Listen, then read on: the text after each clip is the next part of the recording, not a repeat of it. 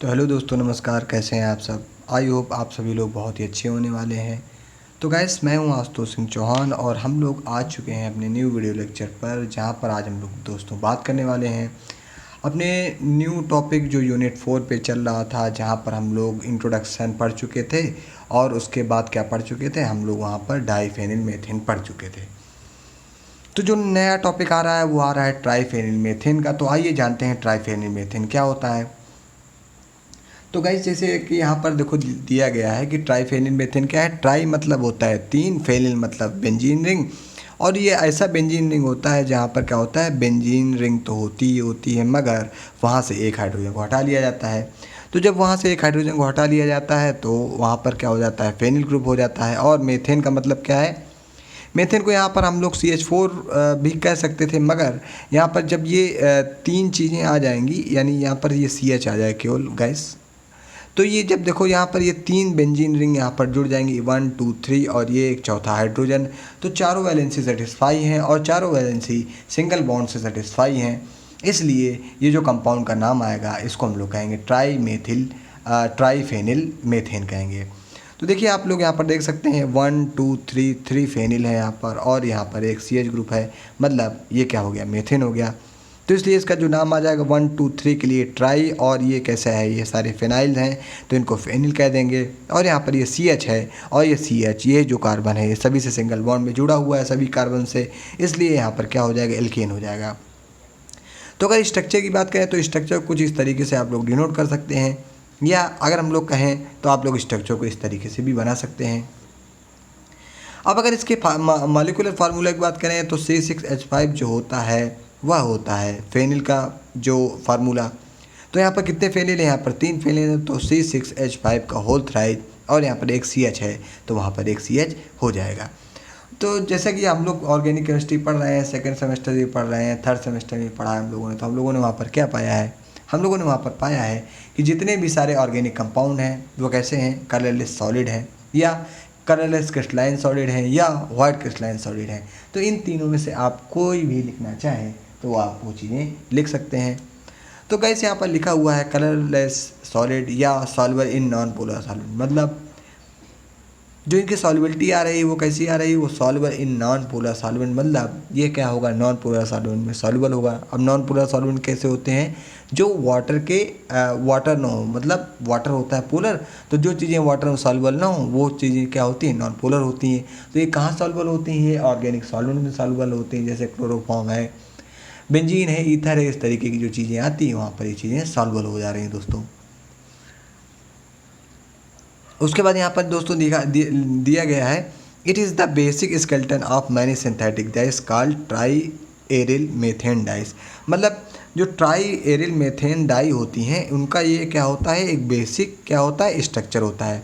ये हम लोग कहें ये बेसिक स्केलेटन होता है, और वह किसका होता है, कई सारी जो सिंथेटिक डाई बनाते हैं, सिंथेटिक डाई मतलब मैन मेड जो डाई बनती हैं, तो हम लोग इनको वहाँ पर क्या कहते हैं, ट्राई एरिल मेथेन डाइस कहते हैं। ठीक है, अब क्या होता है, डाइस के बारे में थोड़ा जान लेते हैं। तो dyes are pH indicator, dyes कैसी होती हैं, पीएच इंडिकेटर होती हैं, और सम आर फ्लोरोसेंट इंडिकेटर, मतलब कुछ जो डाइज होती हैं वो पीएच इंडिकेटर होती हैं, मगर उनमें से कुछ जो हैं वो कैसी होती हैं, फ्लोरोसेंट इंडिकेटर, मतलब जैसे ही हम लोग उन डाइयों को डालेंगे किसी भी चीज़ पर तो वहाँ पर क्या होगी, फ्लोरोसेंस आ जाएगी, मतलब एक प्रकार से एक प्रकाशिक ज्योति आ जाएगी, या हम लोग कहें एक प्रकाश वहाँ पर, या एक प्रकाश के साथ वहाँ पर क्या होगा, कलर शो करने लगेगा। तो डाई का उपयोग आप लोग माइक्रोबायोलॉजी में दोस्तों पढ़ने वाले हैं, तो आई होप आप वहाँ पर ये डाई वाला कॉन्सेप्ट अच्छे से समझेंगे। तो गाइज एक मिनट थोड़ा,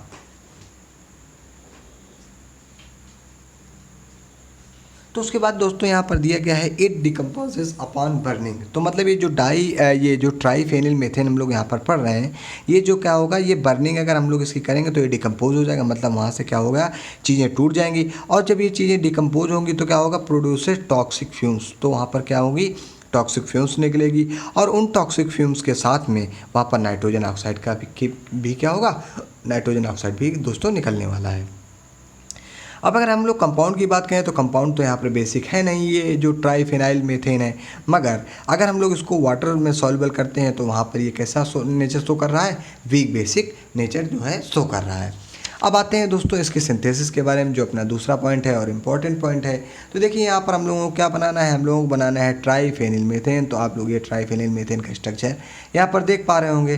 तो ट्राईफेनिल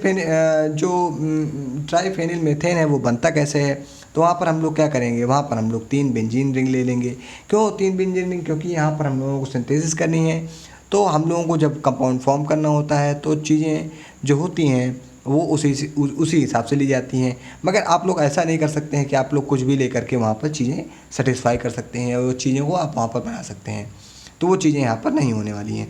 तो देखिए यहाँ पर हम लोगों ने 3 बेंजीन रिंग ली हैं और इन 3 बेंजीन रिंग्स में जब हम लोगों ने क्लोरोफॉर्म की रिएक्शन करवाई है तो क्लोरोफॉर्म का जो फार्मूला होता है वो होता है CHCl3। तो देखो यहाँ पर CH है, फिर Cl 1 2 3, तो CHCl3 यहाँ पर फार्मूला आ रहा है। तो यही जो क्लोरोफॉर्म का जो Cl है, इनके जो बॉन्ड टूटेंगे और ये HCl, तो 3 मालिक्यूल आप HCl निकल जाएंगे। और यहाँ पर क्या होगा, यहाँ पर इन तीनों बेंजीन रिंग के साथ ये CH अटैच हो जाएगा आकर के यहाँ पर। तो कुछ इस प्रकार से इसकी सिंथेसिस यहाँ पर हो रही है और हम लोगों को क्या मिल रहा है, ट्राईफेनिल मीथेन मिल रहा है। अब आप लोग यहाँ पर देख सकते हैं कि यहाँ पर AlCl3 क्या लिया गया है, एज ए कैटलिस्ट लिया गया है, मतलब एज ए उत्प्रेरक लिया गया है। तो ये बात आपको सिंथेसिस में ज़रूर दोस्तों याद रखनी होती है। फिर उसके बाद हम लोग यहाँ पर क्या आते हैं, यहाँ पर जो इसकी दूसरी सिंथेसिस आ रही है वो क्या आ रही है, यहाँ पर दूसरी सिंथेसिस जो इसकी आ रही है वो कुछ इस प्रकार से आ रही है कि हम लोग क्या ले लेंगे, बेंजोफिनोन ले लेंगे या बेंजल्डिहाइड अगर हम लोग कहें, सॉरी बेंजोफिनोन नहीं, बेंजल्डिहाइड यहाँ पर ले लेंगे हम लोग। तो जैसे बेंजल्डिहाइड हम लोग ले लेंगे और उसकी हम लोग किससे रिएक्शन करवाएंगे, CHO ग्रुप से, मतलब उसकी एल्डिहाइड से रिएक्शन करवाएंगे। और जब वहाँ पर हम लोग जिंक क्लोराइड ले रहे हैं तो ये जो मॉलिक्यूल जो बन रहे हैं, जो चीज़ें बन रही हैं वो किस में बन रही हैं, एक्सेस अमाउंट में बन रही हैं। तो जब ये चीज़ें एक्सेस अमाउंट में बनेंगी तो वहाँ पर क्या होने वाला है, वहाँ पर होने वाला है ये कि ये जो बेंजीन है इसके साथ ये CH है, तो वहाँ पर क्या होगा, वहाँ पर कई सारी बेंजीन यहाँ पर आके अटैच हो जाएंगी। तो आई होप ये रिएक्शन शायद बुक में गलत लिखी थी इसलिए वो लिख गई है, तो हम लोग इसको कैंसिल करते हैं और हम लोग यहाँ पर ये जो हम लोगों ने इतना पढ़ा है ट्राईफेनिल मीथेन के बारे में उतना जानते हैं। और उसके बाद क्या जान रहे हैं हम लोग, उसकी ये जो सिंथेसिस, जो पहली सिंथेसिस दी गई है AlCl3 के साथ वाली, वो वाली चीज़ें यहाँ पर जान रहे हैं दोस्तों। उसके बाद हम लोग क्या पढ़ने वाले हैं, अब दोस्तों हम लोग यहाँ पर पढ़ने वाले हैं, हम लोग पढ़ने वाले हैं क्या, वहाँ पर हम लोग पढ़ने वाले हैं केमिकल रिएक्शंस।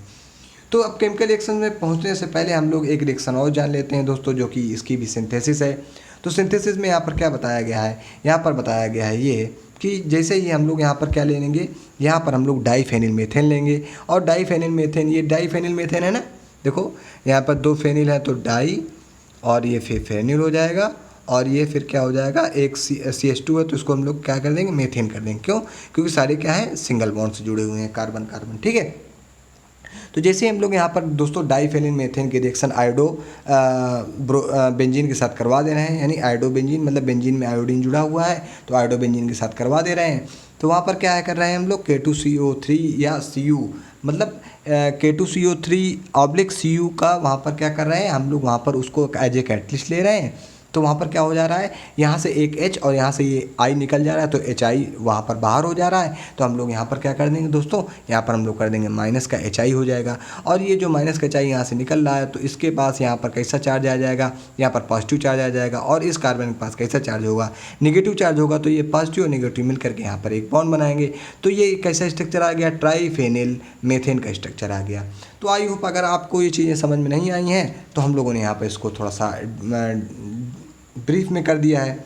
तो देखिए हम लोगों ने यहाँ पर जो डाईफेनिल मीथेन था उसको हम लोगों ने यहाँ पर 1 फेनिल 2 फेनिल, तो यहाँ पर 2 फेनिल हो गए हैं, और यहाँ पर CH2 इस प्रकार से लिखा हुआ था। तो हम लोगों ने इसको खोल के थोड़ा सा लिख लिया है। तो जैसे ही दोस्तों यहाँ पर आयोडीन है, और आयोडीन कैसा है, हैलोजन है, तो हैलोजन हमेशा कैसा होता है, निगेटिव होता है। तो जैसे ही हम लोग आयोडीन की तरफ बॉन्ड तोड़ेंगे तो उधर आ जाएगा माइनस, और बेंजीन के पास कैसा आ जाएगा, प्लस चार्ज आ जाएगा। तो अब ये जो माइनस और प्लस चार्ज में यहाँ पर परिवर्तन हो रहा है दोस्तों, तो अब हम लोग क्या देखने वाले हैं, हम लोग देखने वाले हैं ये कि जब तक अगर ये अकेला माइनस तो कुछ काम कर नहीं पाएगा, तो इसके लिए क्या चाहिए हमको इसके लिए चाहिए एक कोई ना कोई पॉजिटिव चीज़। क्योंकि जब यहाँ पर ये बॉन्ड ब्रेक होगा तो हम लोग जानते हैं जब कोई भी केमिकल रिएक्शन होती है या कोई भी सिंथेसिस होती है, जो पुराने बॉन्ड होते हैं दोस्तों वो टूट जाते हैं, और जो नए बॉन्ड होते हैं वो फॉर्मेशन हो जाता है। तो आप लोग अपनी जो दैनिक लाइफ है या जो आप लोग डेली लाइफ से भी एग्जांपल ले लेते हैं कि आपकी दोस्ती किसी से हुई है, तो वो दोस्ती कुछ दिन बाद क्या होता है, किसी दूसरे के आने के कारण टूट भी जाती है। या आप लोग कहें कि अगर हम लोगों को वहाँ पर रिएक्शन करवानी है तो वहाँ पर कुछ बॉन्ड टूटेंगे, तो जब कुछ बॉन्ड टूटेंगे तो कुछ नए बॉन्ड का फॉर्मेशन होगा, और यही जो फॉर्मेशन ऑफ बॉन्ड है या ब्रेकिंग ऑफ बॉन्ड है या इन दोनों का जो प्रोसेस जो मिला हुआ प्रक्रम है उसको हम लोग क्या कहते हैं, या हम लोग सिंथेसिस कह सकते हैं या हम लोग उसको केमिकल रिएक्शन कह सकते हैं। तो दोस्तों अब इसमें हम लोग क्या करते हैं, केमिकल रिएक्शंस के बारे में जानते हैं। तो केमिकल रिएक्शंस के बारे में जानने से पहले हम लोगों को सबसे पहले ये जानकारी होना चाहिए कि इसके केमिकल रिएक्शंस में कौन कौन सी रिएक्शन आ जाएंगी। तो देखिए यहाँ पर क्या आ जाएगा, यहाँ पर ब्रोमिनेशन आ जाने वाला है दोस्तों।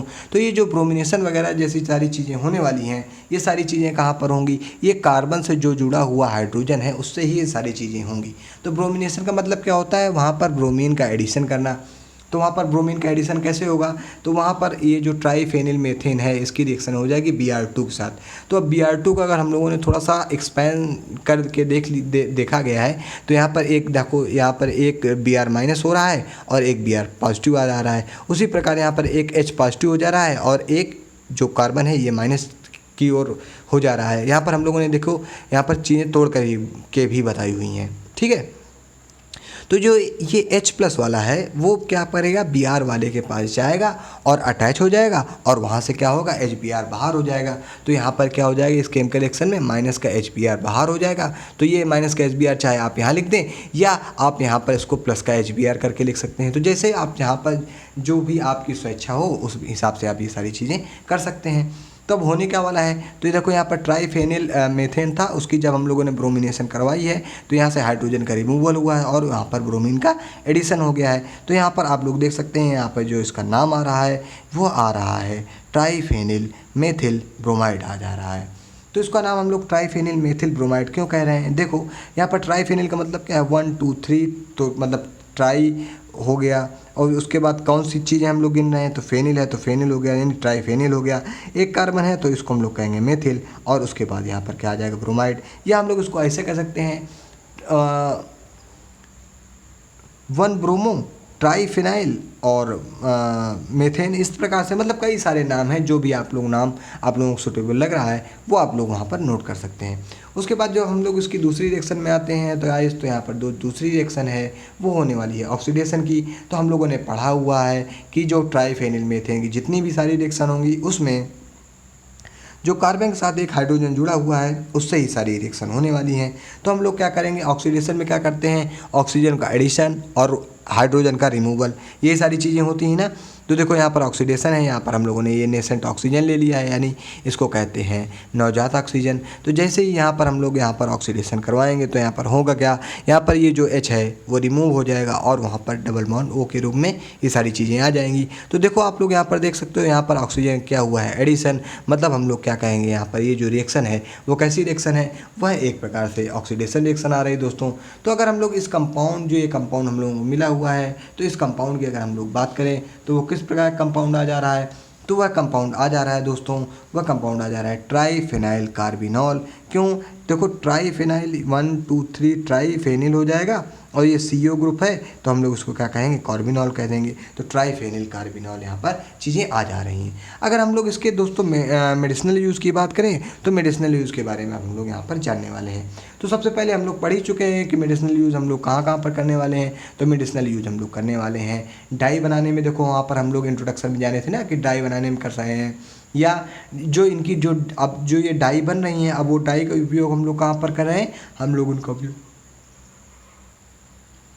दोस्तों हम लोग उनका उपयोग करने वाले हैं मेडिसिन बनाने में, या हम लोग उनका उपयोग कर सकते हैं माइक्रोबायोलॉजी के जो वहाँ पर बैक्टीरिया की स्टेनिंग होती है वहाँ पर कर सकते हैं, या बहुत सारे एक्सपेरिमेंट हैं वहाँ पर कर सकते हैं। जैसे फिनोप्थिलीन डाई है, आप लोग उसका यूज एनालिसिस में भी कर चुके हैं।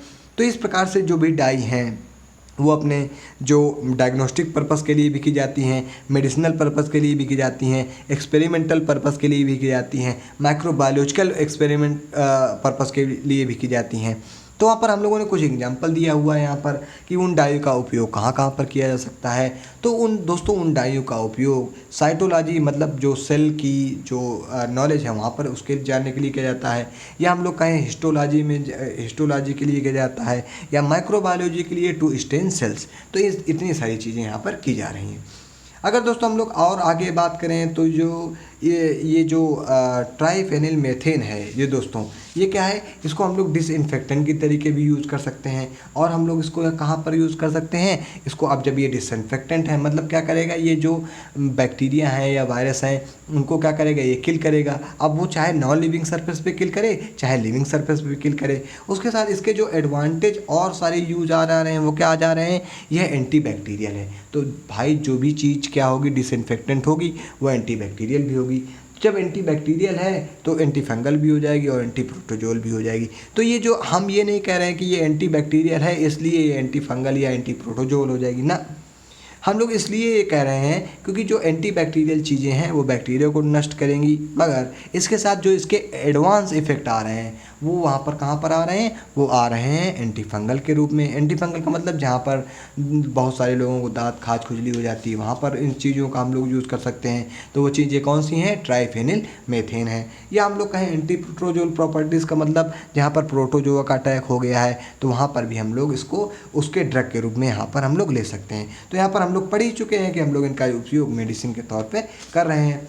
तो दोस्तों अब जो अभी तक के जो वीडियो थे तो इसमें जो पहला वीडियो था वो बहुत ही ज़्यादा इम्पोर्टेंट था दोस्तों, मगर अब जो यहाँ पर वीडियो अब हम लोग ये बना रहे हैं जो सेकेंड वीडियो, तो ये जो 16 मिनट का वीडियो था दोस्तों, इसमें जो चीज़ें थीं ये कभी कभी पूछी जाती हैं, मगर ये जो चीज़ हम लोग पढ़ने वाले हैं नेफ्थलीन, तो अगर आप लोग देखेंगे तो नेफ्थलीन हो चाहे फिनांथ्रीन हो चाहे एंथ्रासीन हो, यह कई बार पेपर में पूछा गया है दोस्तों।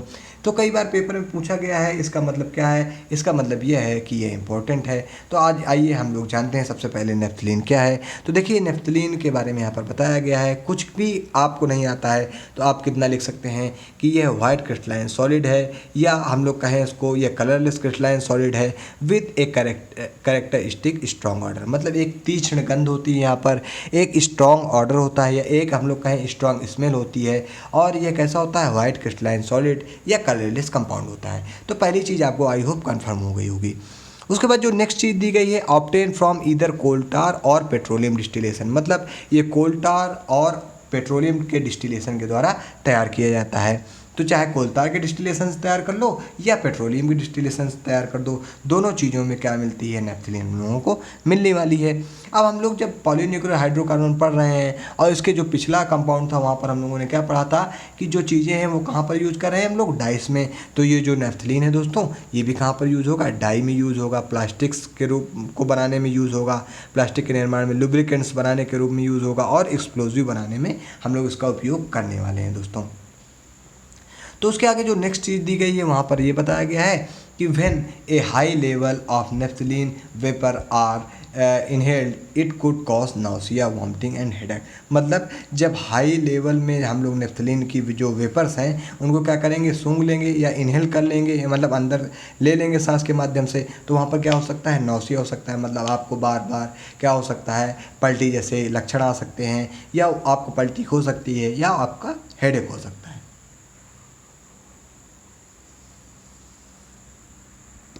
तो दोस्तों अगर हम लोग आगे यहाँ पर बात करने वाले हैं स्ट्रक्चर की, तो आप लोग यहाँ पर दोस्तों स्ट्रक्चर देख पा रहे होंगे कि यहाँ पर जो ये नेफ्थलीन का स्ट्रक्चर है हम लोग अपने पहले वीडियो पे भी समझ चुके हैं कि एक्चुअल में नेफ्थलीन क्या है। तो यहाँ पर आप लोग देख सकते हैं कि यहाँ पर जो नेफ्थलीन है वो क्या है, वो नेफ्थलीन है यहाँ पर दो बेंजीन का कॉम्बिनेशन। मतलब यहाँ पर दो बेंजीन को हम लोगों ने क्या किया है, फ्यूज़ कर दिया है। तो जब दो बेंजीनों को हम लोगों ने यहाँ पर फ्यूज़ किया है तो वहाँ पर हम लोगों को जो स्ट्रक्चर मिल रहा है वो कैसा स्ट्रक्चर मिल रहा है दोस्तों, नेफ्थलीन का स्ट्रक्चर मिल रहा है। अगर इसके स्ट्रक्चर को एक्सपेंड करें तो इस प्रकार का कोई स्ट्रक्चर आ जा रहा है, या आपको यह स्ट्रक्चर समझ में नहीं आ रहा है कई, क्योंकि अलग अलग बुक्स पे अलग अलग स्ट्रक्चर दिए गए हैं, तो आपको ये स्ट्रक्चर ज़रूर याद रखना है। आप ये स्ट्रक्चर भी याद कर सकते हैं। तो इस स्ट्रक्चर में हम लोगों ने पहले एक बेंजीन बना दी और फिर इधर भी एक क्या बना देंगे, बेंजीन बना देंगे। मगर ये डबल बॉन्ड है दोस्तों, इधर भी रहेगा और इधर भी रहेगा, इसलिए ये जो डबल बॉन्ड, ये जो डबल यहाँ पर सेंटर पे गोले लगे हुए हैं या न्यूक्लियस बनाया हुआ है, इसलिए हम लोगों ने यहाँ पर इस सब चीज़ों को किया हुआ है। तो दोस्तों अब हम लोग आ गए हैं अपने इसी टॉपिक पे केमिकल रिएक्शंस के बारे में जानने के लिए। तो आइए जानते हैं कि केमिकल रिएक्शंस क्या क्या हैं, जो ये एंथ्रासीन या नेफ्थलीन के बारे में हम लोग यहाँ पर पढ़ने वाले हैं।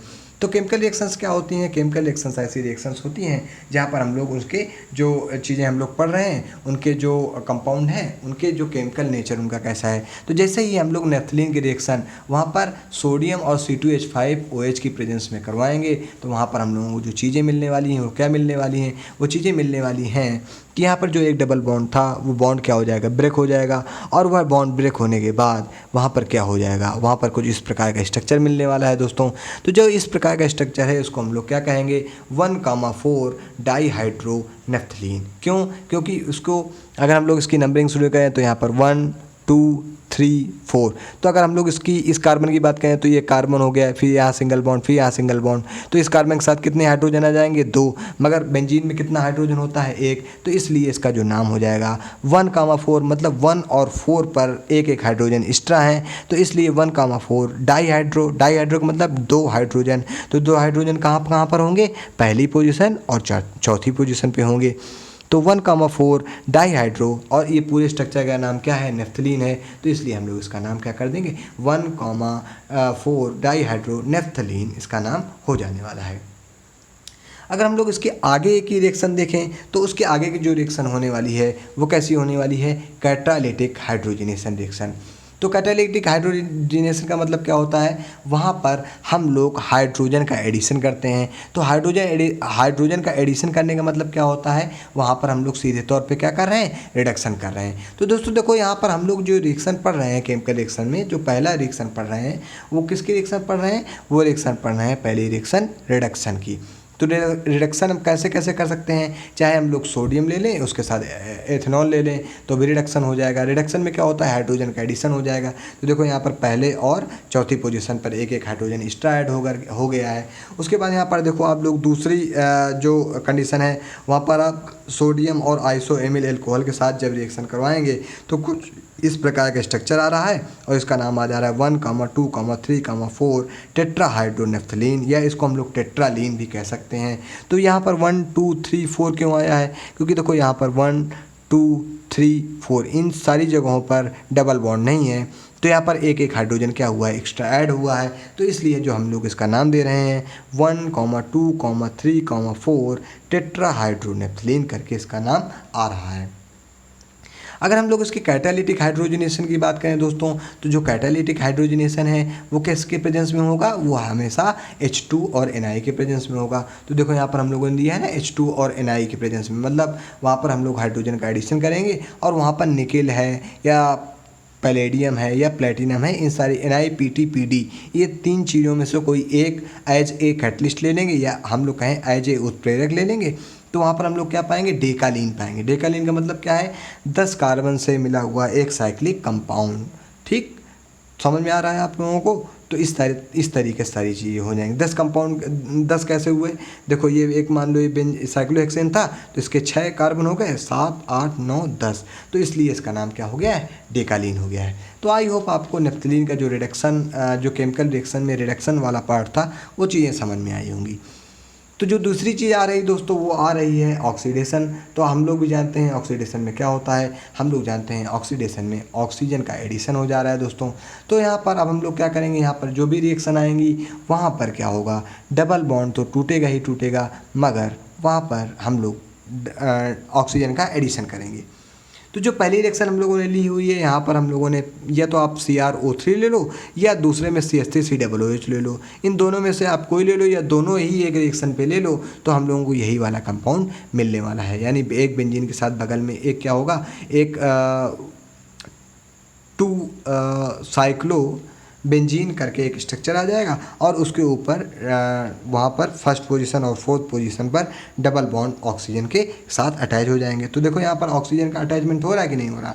रिडक्शन में हाइड्रोजन का अटैचमेंट हो रहा था, और ऑक्सीडेशन में क्या हो रहा है? ऑक्सीजन का अटैचमेंट हो रहा है। तो जो इसका नाम आ जा रहा है, ये आ जा रहा है 1,4 नेफ्थोक्विनोन। तो नेफ्थो का मतलब क्या है? नेफ्थलीन, और क्विनोन का मतलब क्या होता है? जब कहीं पर भी किसी कंपाउंड पर डबल बॉन्ड ओ 2 बार आ जा रहे हैं तो उसको हम लोग क्विनोन फॉर्म कहते हैं। तो 1,4 यानी पहली और चौथी पोजीशन पे क्या है? ये डबल बॉन्ड ओ जुड़ा हुआ है, इसके कारण ये क्या बन रहा है? क्विनोन फॉर्म बन रहा है, या आप लोग पढ़े होंगे इंटर में क्विनोल फॉर्म है, तो वही चीज़ें हैं, या इनॉल फॉर्म। तो वही चीज़ें यहाँ पर आप थोड़ा सा घुमा के दी गई हैं कि देखो यहाँ पर बेंजीन के साथ क्या हुआ है 1,4 पोजीशन पर क्यूनोन जुड़ा हुआ है और इस पूरे स्ट्रक्चर को हम लोग क्या कहते हैं नेफ्थलीन। तो नेफ्थोक्यूनोन वहाँ पर चीज़ें बन गई हैं। उसके बाद अगर हम लोग आगे इसकी बात देखें तो आगे अगर हम लोग देखें तो आगे हम लोगों ने जो रिएक्शन करवाई है वो ऑक्सीडेशन में KMnO4 के साथ करवाई है। तो यहाँ पर देखो क्या हुआ है, यहाँ पर हम लोगों ने नेफ्थलीन का जब KMnO4 से यहाँ पर रिएक्शन करवाई है और यहाँ पर H+ दिया गया है। इसका मतलब क्या है, H+ का मतलब होता है एसिडिक कंडीशन यहाँ पर ली गई है, या हम लोग कहें यहाँ पर एसिडिक मीडियम लिया गया है। तो हो क्या जा रहा है वहाँ पर बेंजीन के साथ COOH ग्रुप और COOH ग्रुप वहाँ पर अटैच हो जा रहा है। इसको हम लोग क्या कहते हैं, इसका जो नाम होता है वो थैलिक एसिड होता है। तो आई होप आपको रिडक्शन ऑक्सीडेशन ये दो चीज़ें समझ में आ गई होंगी। उसके बाद हम लोग क्या जानते हैं, अब हम लोग जानते हैं हैलोजिनेशन, या हम लोग इसको कह सकते हैं क्लोरिनेशन, जो तीसरा टाइप है। तो जैसे ही नेफ्थलीन पे आप क्या करेंगे Cl2 जोड़ेंगे। तो हम लोगों ने यहाँ पर बात की है, यहाँ पर बात हम लोगों ने क्या की है कि जो भी सारे सब्स्टिट्यूशन होंगे दोस्तों वो कहाँ पर होंगे, 1 और 4th जो पोजीशन है वहाँ पर सारे सब्स्टिट्यूशन होने वाले हैं। तो जैसे ही हम लोग नेफ्थलीन की रिएक्शन क्लोरीन से करवाएंगे तो वहाँ पर क्या होगा, एक क्लोरीन 1 पोजीशन पे अटैच होगा और दूसरा क्लोरीन वहाँ पर 4th पोजीशन पे अटैच हो जाएगा। तो अगर इसके नाम की बात करें दोस्तों तो ये पूरे स्ट्रक्चर क्या है, ये पूरा स्ट्रक्चर नेफ्थलीन है। तो वहाँ पर क्या हो जाएगा 1,4, तो 1 और 4 पे क्या है डाई मतलब 2 और Cl मतलब क्लोरो, तो मतलब पहली और चौथी पोजीशन पे 2 क्लोरीन ग्रुप जुड़े हुए हैं, इसका मतलब ये हो जाएगा। और 1,4 डाई हाइड्रो, तो पहली और चौथी पोजीशन पे क्या हुआ है, एक हाइड्रोजन और एक्स्ट्रा ऐड हुआ है। क्यों ऐड हुआ है, देखिए अब यहाँ पर क्या था, यहाँ पर अगर इतना होता तो यहाँ पर क्या होता, यहाँ पर हम लोगों चीज़ें जो करते वो क्या करते, वो इसलिए करते हैं क्योंकि यहाँ पर एक हाइड्रोजन वैलेंसी को सेटिस्फाई करने के लिए और लगाया गया है। अगर हम लोग इसको डॉट से डिनोट करें और इसको डॉट से डिनोट करें तो एक एक हाइड्रोजन यहाँ पर ज़्यादा दर्शाया गया है।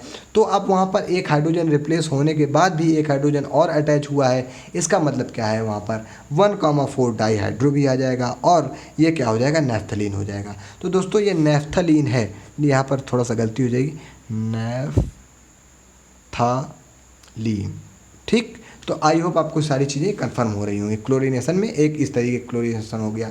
अगर हम लोग क्या करें एक्सेस अमाउंट में यानी अत्यधिक अमाउंट में क्या करें क्लोरीन ले लें, तो वहाँ पर होगा क्या, वहाँ पर होगा ये कि जो यहाँ पर डबल बॉन्ड बच रहा था अब ये डबल बॉन्ड भी टूटेगा और एक तरफ क्या होगा क्लोरीन प्लस का और एक तरफ क्लोरीन क्या हो जाएगा, माइनस का हो जाएगा। क्यों, क्योंकि यहाँ पर जो हम लोगों ने Cl2 लिया है वो Cl सिंगल बॉन्ड Cl हो जाता है, तो एक तरफ क्या हो जाएगा माइनस और एक तरफ क्या हो जाएगा प्लस। तो इस तरीके से आ जाएगा। अब जब एक बॉन्ड टूटेगा यहाँ पर तो एक बॉन्ड में माइनस हो जाएगा, एक बॉन्ड में प्लस, तो माइनस वाले के साथ प्लस वाला और प्लस वाले के साथ माइनस वाला अटैच हो जाएगा। तो यहाँ पर जो दोस्तों डबल बॉन्ड था ये जो वाला, ये बॉन्ड टूट करके यहाँ पर Cl जुड़ गया है। अगर इसके नाम की बात करें दोस्तों तो इसका नाम जो आ जाएगा 1, 2, 3, 4 टेट्राक्लोरो और फिर 1, 2, 3, 4 टेट्राहाइड्रो और नेफ्थलीन, यहाँ पर इस प्रकार से इसका नाम आ जाने वाला है। तो आई होप आपको इसका नाम और ये सारी चीज़ें जो हम लोग बता रहे हैं वो समझ में आ गई होंगी। अच्छा, ये हम लोगों ने क्या पढ़ा, रिडक्शन पढ़ा, हम लोगों ने पढ़ा ऑक्सीडेशन पढ़ा, हम लोगों ने पढ़ा क्लोरीनेशन पढ़ा। ये 3 चीज़ें हम लोग पढ़ चुके हैं रिएक्शंस में। मगर अगर और बहुत सारे भाइयों को हमारे रिएक्शन की आवश्यकता होती है कि सर और रिएक्शन दीजिए, तो उसके साथ और रिएक्शन क्या क्या है, उसके साथ जो अगली रिएक्शन हम लोग पढ़ने वाले हैं वो क्या है, वो है इलेक्ट्रोफिलिक सब्स्टिट्यूशन रिएक्शन। मतलब वहाँ पर इलेक्ट्रोफिलिक सब्स्टिट्यूशन रिएक्शन जो हम लोग अभी तक पढ़ते चले आ रहे हैं पहले चैप्टर से लेकर के, वो सारी चीज़ें हम लोग यहाँ पर कंफर्म करने वाले हैं। तो इलेक्ट्रोफिलिक सब्स्टिट्यूशन रिएक्शन में क्या होगा, वो रिएक्शन वही होगी, रिएक्शन किसके साथ होगी, नेफ्थलीन के साथ रिएक्शन होने वाली है। तो सबसे पहली रिएक्शन क्या है, नाइट्रेशन रिएक्शन आ जाएगी। तो इस जो पहली रिएक्शन है इसको हम लोग कहते हैं नाइट्रेशन। तो यहाँ पर हम लोग आपको सारी चीज़ें यहाँ पर अच्छे से समझा रहे हैं, नाइट्रेशन हो जाएगी। तो नाइट्रेशन में क्या होगा, HNO3 से रिएक्शन करवाएंगे तो यहाँ पर NO2 ग्रुप यहाँ पर फर्स्ट पोजीशन पर लग जाएगा। अगर और ज़्यादा एक्सेस अमाउंट में HNO3 ले लेंगे तो यहाँ पर 4th पोजीशन पे भी क्या हो जाएगा, NO2 लग जाने वाला है। मगर आपको नाइट्रेशन में इतना ही याद रखना है। अगर आप कंसनट्रेटेड H2SO4 के साथ रिएक्शन करवाते हैं और वहाँ पर 40 डिग्री सेल्सियस टेम्परेचर ले लेते हैं तो वहाँ पर कुछ इस प्रकार से कंपाउंड बन जा रहा है। मतलब वही सारी रिएक्शन जो बेंजीन पे होती थी। तो हम लोग क्या करें, अगर ये जो नेफ्थलीन है, अगर इस नेफ्थलीन में अगर इसको हम लोग दबा लें इस प्रकार से, तो ये क्या बेंजीन नहीं है क्या, तो जैसे ESR बेंजीन में होती थी उसी प्रकार ESR यहाँ भी होगी। तो ये जो पहली रिएक्शन थी वो नाइट्रेशन थी। अब ये जो दूसरी रिएक्शन हम लोग यहाँ पर करवा रहे हैं ये कैसी रिएक्शन है, ये है सल्फोनेशन रिएक्शन। सल्फोनेशन रिएक्शन हो जा रही, ठीक है। उसके बाद अगर हम लोग तीसरी की बात करें तो तीसरे में हम लोगों ने क्या लिया है, वही रिएक्शन ली है, कंसनट्रेटेड H2SO4 लिया है, मगर वहाँ पर जो टेम्परेचर है वो 40 डिग्री से बढ़ा करके 180 डिग्री सेल्सियस कर दिया गया है। तो दोस्तों मैंने क्या बताया था कि अगर कोई हार्ड टीचर आ गया है, मतलब जो सख्त टीचर है या कड़ा अध्यापक है वो आपकी क्लास में आ गया है, तो वो आपको जिस प्रकार से चाहेगा, जिस सीट पर चाहेगा वहाँ पर बैठा लेगा। तो जैसे ही यहाँ पर हाई टेम्परेचर दिया गया है और टीचर भी सख्त था और उसने क्या किया, थोड़ा सा टेम्परेचर भी बढ़ाया, मतलब उसका थोड़ा सा गुस्सा बढ़ा, तो उसने क्या किया, ये जो फर्स्ट पोजीशन पे SO3H जुड़ रहा था, या हम लोग कहें ये फर्स्ट और फोर्थ पोजीशन पर जो चीज़ें जुड़ रही थी, अब वो क्या होगी, टेम्परेचर बढ़ने के बाद वो जो चीज़ें हैं वो क्या होंगी, शिफ्ट हो जाएंगी। और वह चीज़ें शिफ्ट होने के बाद कहाँ पर आ जाएंगी, सेकंड पे आ जाएंगी। तो ये देखो सेकंड पोजीशन पे SO3H यहाँ पर जुड़ रहा है कि नहीं जुड़ रहा। अगर हम लोग इसके आगे की और बात करें कि यहाँ पर क्या करें, क्लोरीनेशन करें, तो वहाँ पर जो FeCl3 है वो क्या हो जाएगा, एज ए कैटलिस्ट हो जाएगा। और ये जो रिएक्शन हो जाएगी ये कैसी रिएक्शन हो जाएगी, हैलोजिनेशन रिएक्शन हो जाएगी। और यहाँ पर क्या होगा, यहाँ पर हम लोग देखें तो यहाँ पर हम लोग देख पा रहे हैं, क्या देख पा रहे हैं कि यहाँ पर जैसे ही वहाँ पर हम लोग फर्स्ट पोजीशन पर सारी जगहों पर ऐड करते चले आ रहे हैं चीज़ों को, यहाँ पर भी क्या होगा, फर्स्ट पोजीशन पर क्लोरीन यहाँ पर अटैच हो जाएगा। अगर हम लोग फ्रीडल क्राफ्ट एसाइलेशन रिएक्शन की बात करें तो वहाँ पर क्या हो जाएगा, CH3COCl हो जाएगा, और वहाँ पर क्या हो जाएगा, AlCl3 हम लोग ले लें, या CSCl2 मतलब कार्बन डाइसल्फाइड ले लें, तो वहाँ पर क्या हो जाएगा, पहली पोजीशन पर CH3CO वहाँ पर देखो आप लोग देख पा रहे हैं अटैच हो जा रहा है। तो इलेक्ट्रोफिलिक रिएक्शन जो होती हैं वो सारी रिएक्शन दोस्तों एक तरीके की होती हैं, तो हम लोगों को वहाँ पर कोई भी टेंशन लेने जैसी कोई भी बात नहीं हो रही है। तो दोस्तों अब यहाँ पर इसकी जो चीज़ें आ रही हैं, अब उसकी चीज़ें आ रही हैं सिंथेसिस। तो अब हम लोग जो हम लोगों को वीडियो लेक्चर हो गया है वो काफ़ी पड़ गया है। तो जो हावर्ड सिंथेसिस है दोस्तों, इसकी रिएक्शन हम लोग अगली बार पढ़ेंगे, मगर उसके पहले कुछ जो यहाँ पर 3-4 प्रकार की सिंथेसिस दी गई हैं उनके बारे में हम लोग जान लेते हैं। तो देखो यहाँ पर सिंथेसिस जो दी गई है फ्रॉम कोल तार, मतलब कोल तार से हम लोगों को क्या बनाना है, हम लोगों को नेफ्थलीन बनाना है। तो कोल तार को दोस्तों हम लोग डेकालीन भी कहते हैं। डेकालीन का मतलब क्या होता है, डेका हाइड्रोक्सो नेफ्थलीन, मतलब यहाँ पर क्या है 10 हाइड्रोजन जो हैं वो नेफ्थलीन में ज़्यादा जोड़े गए हैं। तो अगर यही 10 हाइड्रोजन यहाँ से निकाल लिए जाएंगे तो वहाँ पर क्या हो जाएगा, नेफ्थलीन का स्ट्रक्चर बन जाए कि नहीं बन जाएगा। तो देखिए यहाँ पर हम लोगों ने PD कैटलिस्ट लिया हुआ है, मतलब PD वहाँ पर उत्प्रेरक लिया हुआ है, और 180 डिग्री क्या हुआ है वहाँ पर टेम्परेचर लिया गया है। तो जैसे ही हम लोग यहाँ पर PD ले लेंगे तो यहाँ पर दोस्तों क्या हो जाएगा, और वहाँ पर टेम्परेचर अत्यधिक मात्रा में ले रहे हैं, तो यहाँ पर जितने भी हाइड्रोजन जो एक्सेस अमाउंट में थे वो सारे क्या हो जाएंगे, हाइड्रोजन निकल जाएंगे, और वो 5H2 मतलब 10 हाइड्रोजन यहाँ पर ज़्यादा थे ना, तो वहाँ पर 5H2 के रूप में निकल जाएंगे, और क्या हो जाएगा, यहाँ पर नेफ्थलीन स्ट्रक्चर हम लोगों को बन के मिल रहा हुआ है। अगली जो रिएक्शन है वो हावर्ड सिंथेसिस है। तो हावर्ड सिंथेसिस दोस्तों बहुत इंपॉर्टेंट है, तो उसको हम लोग क्या करेंगे अगले उसमें वीडियो में समझने वाले हैं। तो दोस्तों ये दूसरा वीडियो जो है हमारा कंप्लीट होता है। यहाँ से हम लोगों ने क्या क्या पढ़ लिया है, हम लोगों ने पढ़ लिया है नेफ्थलीन पढ़ लिया है, हम लोगों ने क्या पढ़ लिया है, ट्राईफेनिल मेथेन पढ़ लिया है, हम लोगों ने क्या पढ़ लिया है, डाईफेनिल मेथेन पढ़ लिया है, और हम लोगों ने पॉलीन्यूक्लियर हाइड्रोकार्बन का इंट्रोडक्शन क्या है, उसका क्लासिफिकेशन क्या है, और उसके कुछ जो एग्जाम्पल होने थे वो क्या हैं, वो सारी चीज़ें हम लोग पढ़ चुके हैं। तो आई होप आपको सारे वीडियो लेक्चर समझ में आ रहे होंगे। अगर किसी भी भाई को जो भी, अगर पहली बात तो यहाँ तक बहुत सारे लोग पहुँचेंगे ही नहीं, 99% लोग नहीं पहुँचेंगे, मैं ये चैलेंज कर सकता हूँ, क्योंकि ये इतना टफेस्ट चैप्टर होता है। ये केमिस्ट्री इतना बोरिंग सब्जेक्ट लोगों को लगता है जिसका मतलब जो कोई भी व्यक्ति इसका वीडियो देखना नहीं चाहता है। तो अगर कोई भी वीडियो देख रहा है और अगर उसको कोई भी चीज़ें समझ में नहीं आ रही, तो भाई आप कमेंट करो, हम आपके लिए पर्सनल उस टॉपिक पे भी लेक्चर बनाने के लिए तैयार हैं। तो ठीक है दोस्तों, नमस्कार, हार्दिक आभार आपका, नमस्कार।